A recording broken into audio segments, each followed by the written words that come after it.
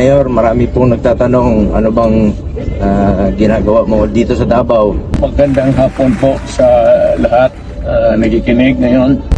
Ang trabaho ko po ay retired.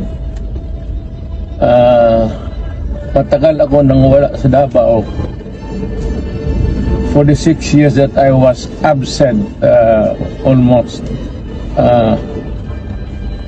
physically,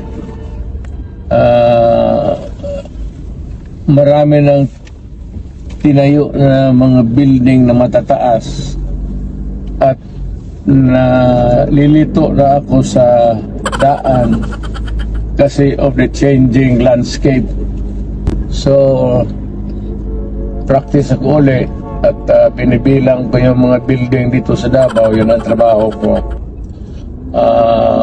Makita ko lang kung gaano lumaki ang Davao for the time that was I was not physically present here because ang trabaho ko sa Maynila, alam mo naman, I am a worker of the national government and I work of the government dyan sa Maynila.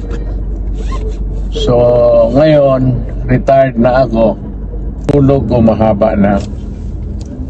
I could get the minimum of 8 hours to stay healthy. Though I am not really healthy anymore kasi matanda na ako, marami na rin akong sakit. Kagaya rin sa mga tao na kaedad ko, 77 years old, sa ayamot sa hindi, may sakit ka na talaga. Mayor, maraming nagtatanong, nagmamaneho ka pa raw ba?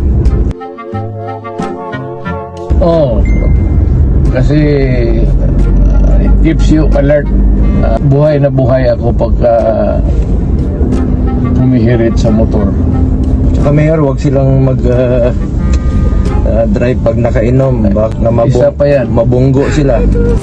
Isa pa yan. Mabunggo sila. Sigurado yan. Sigurado yan.